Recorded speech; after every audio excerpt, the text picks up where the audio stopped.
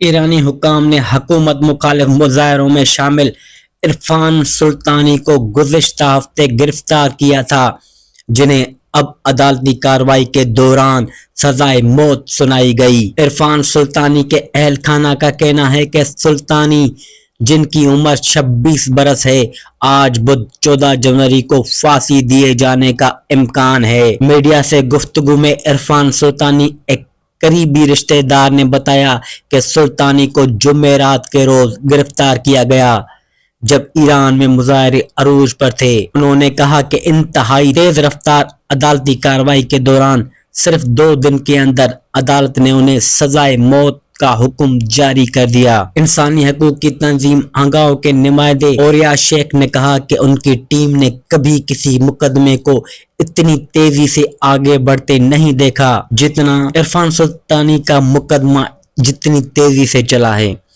یاد رہے کہ امریکی صدر ڈونلڈ ٹرمپ نے کہا ہے کہ اگر ایرانی حکومت مظاہرین کو سزائے موت دیتی ہے تو امریکہ انتہائی سخت کارروائی کرے گا۔